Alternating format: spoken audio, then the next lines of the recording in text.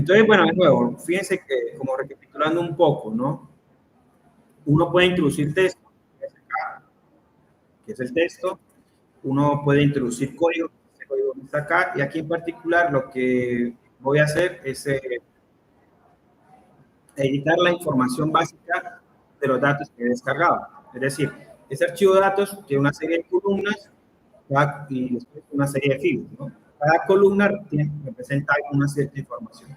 Esta cierta información puede venir codificada o en números, pueden ser enteros, o pueden ser números flotantes, o pueden ser cadenas que en programación se llaman string, que son como caracteres, ¿no? O sea, palabras, por ejemplo.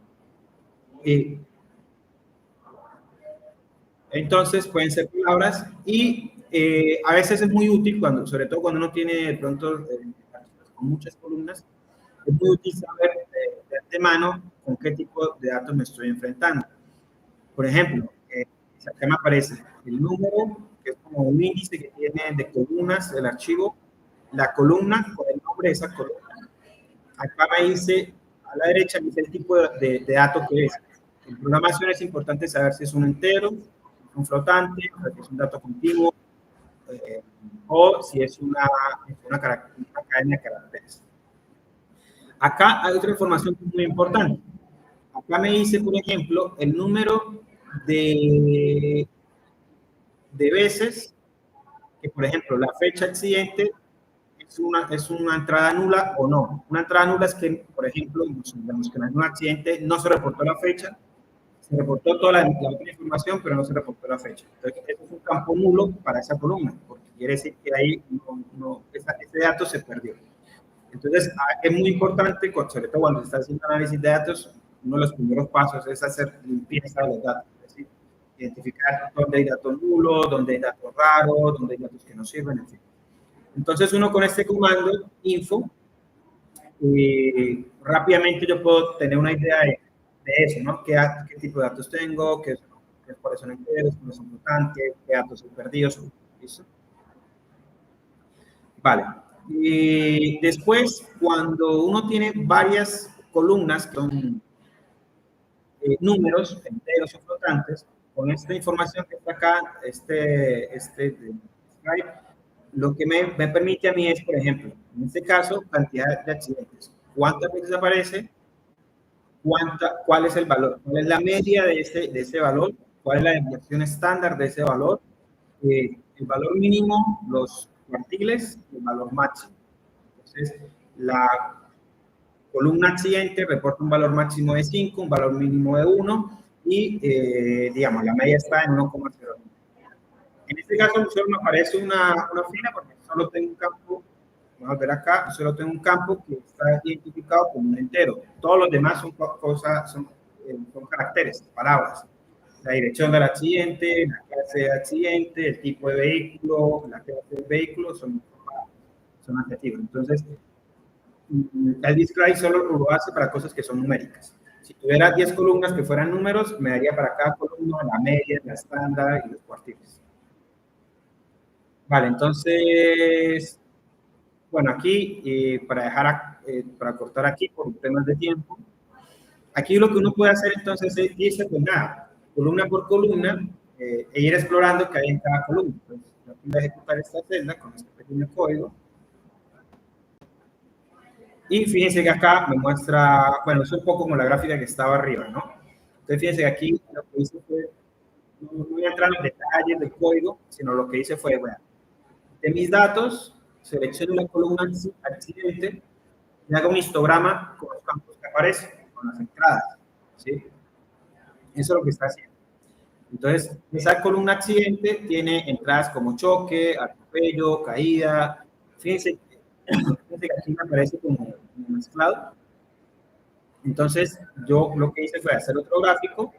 Fíjense que es el mismo, es decir, de mis datos, de la columna clase accidente, hago un histograma, pero esta vez, primero, el eje Y como un logaritmo, en escala logarítmica, y segundo, las etiquetas del eje X rotan a 90 grados. ¿Eso qué se traduce?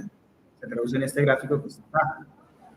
Entonces, fíjense, aquí ya la escala ya aparece en logaritmo, entonces ya me permite ver, claro, que choque pues es una entrada que domina por uno o dos órdenes de magnitud respecto a las otras, pero también puedo ver las otras construcciones, ¿no? Entonces, y fíjense que al rotar las en X, entonces ya me aparece especialmente choque, cuántas veces aparece, atropello, cuántas veces aparece, caída ocupante, cuántas veces aparece, volcamiento, otro o incendio. ¿Listo? Entonces, está un poco, bueno, como para mostrarles, respondiendo a la pregunta anterior, uno puede editar los gráficos, si uno los puede editar y puede hacer lo que quiera. También, o sea, aquí uno, sí, eso también se puede hacer. Aquí me preguntan si uno, por si no alcanzaron a escuchar, si uno puede colocar, por ejemplo, esta columna que me aparezca el número, ¿no? Para no tener que irme a la izquierda y tratar de ver cuál es el número. Eso también lo puede hacer, también se puede colocar.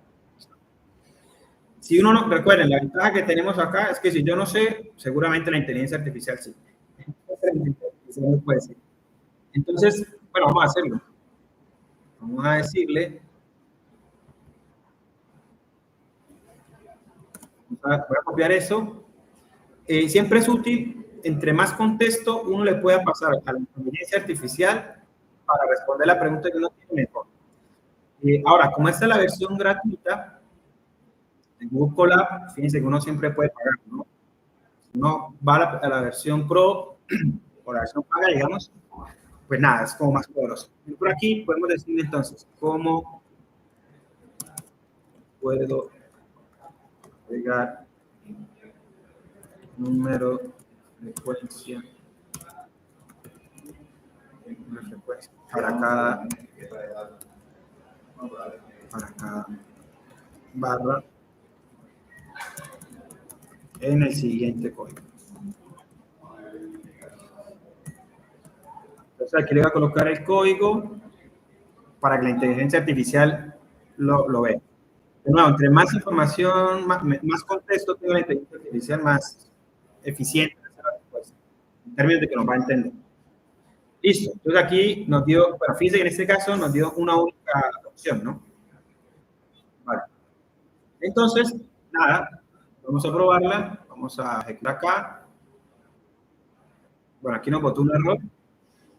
Dice que el eje X no está definido.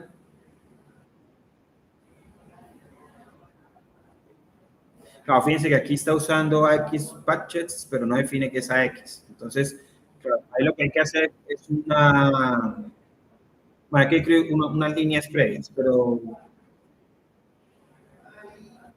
lo que podemos hacer es, a ver, volver a intentar para que nos dé. Fíjense, aquí ya nos dio 4 opciones, ahora sí nos dio 4 opciones. Vamos a ejecutar. Sigue dando un error. El tema de píxeles, la siguiente. Ajá, voilà. Ahí está. ¿Listo? Listo, ahí tenemos ya nuestro gráfico con el conteo explícito sobre cada barra. Eso tiene las inteligencias artificiales de este tipo, ¿no? Fíjense que la primera vez, como que no entendí otra vez lo que queríamos decir. Entonces, simplemente volvimos a intentar, un poquito como fuerza bruta, como entienda por favor lo que quiero decir. Nos arroja más opciones y ahí está. ¿Listo? Bueno, vamos a cortar ahí por un tema de tiempo. De nuevo, disculpas porque no sé qué me pasó con la máquina al inicio, que no nos transmitía el audio. Entonces tuvimos que arrancar un poquito tarde. Bueno, dejamos aquí. Yo creo que más adelante vamos a parar otra sesión también para entrar más en detalle. Por ejemplo, bueno, la cantidad de cosas que puede ser casi infinito, entonces uno puede trabajar con los datos, puede hacer, en fin, lo que uno quiera. Aquí como llega un poco el límite, termina siendo un poquito la imaginación de uno o la necesidad de lo que uno esté haciendo. ¿Listo? Entonces, nada, quería dejarlos de nuevo la idea de hoy era como dirían en el fútbol, ¿no? Dejarlos de balón picando para incentivarlos a que exploren la herramienta, vean un poquito de lo que puede hacer la herramienta. Y, bueno, algo importante también ya para finalizar, uno puede,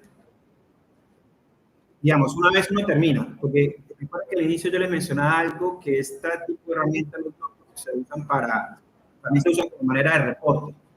Según esa a manera de reporte, justamente porque no tiene esta capacidad, ¿no? Puede colocar texto plano, puede colocar código y puede colocar directamente tus resultados acá. En una gráfica puede ser los resultados y como uno puede colocar texto, puedes colocar directamente las conclusiones, referencias. Entonces sirve como herramienta de reporte. Entonces yo puedo exportar mi archivo a PDF directamente. Yo digo aquí archivo, digo acá, por ejemplo, en imprimir o en descargar, no, perdón, en imprimir. Y en imprimir, no sé si le estoy apareciendo, pero regálame un segundo, dejo de compartir para ver si quiero compartirles cómo le aparece la interfaz del, mejor dicho, no, voy a imprimir el PDF y después le muestro el PDF que me acaba de listo, fácil. Voy a parar de compartir para abrir el PDF y mostrarles cómo es el PDF.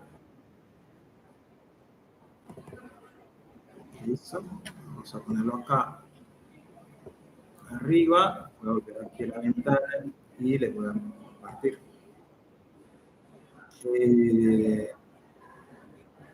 Ahí lo estoy buscando porque no lo veo acá.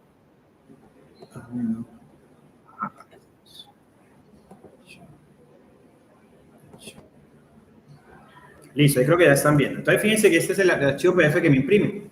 ¿Sí? Entonces, fíjense, aquí el título, taller básico de Python, el objetivo, cómo lo vamos a hacer, o sea, todo el texto que le colocamos, las ecuaciones. Uno después puede jugar un poquito con la edición para que el PDF quede más bonito. Aquí me quedó muy estético. Pero bueno, fíjense. Uno puede directamente descargar el PDF, tiene las secciones, tiene los enlaces activos. Si yo le doy clic a este enlace, me va a llevar a la página web. Aquí me muestra, bueno, el pantallazo de lo que hacía con los datos, las figuras que nos imprime directamente la inteligencia artificial. Bueno, inteligencia artificial porque usa estos algoritmos de fondo, pero cargamos el archivo que le mostraba los dos botoncitos que tenía el Nicolás. En esta gráfica que me dibujaba ahí. Fíjense lo que hicimos, ¿no? La parte que le preguntamos a la inteligencia artificial cómo puedo escribir en archivo, en código de test en LaTeX, una integral indefinida. Bueno, aquí un error que me parecía, que esto no lo pasamos, no lo vemos. Bueno, y toda la demás información, fíjense, todo me lo deja aquí, todo queda impreso en el documento, inclusive lo que hicimos acá. Fíjense que aquí entonces aparece la pregunta que le hicimos, esto se llama, fíjense que aquí de hecho me aparece impreso el prompt como la instrucción que le dimos a la inteligencia artificial. Entonces, el título que le pregunté, el código que leímos y la salida que nos dio. En este caso fue la opción 2, la que elegimos para preguntar, y esta es la salida de la opción 2. ¿Listo? Y bueno, aquí con todo lo demás. Entonces, por eso también es una herramienta interesante para, fíjense, aquí he colocado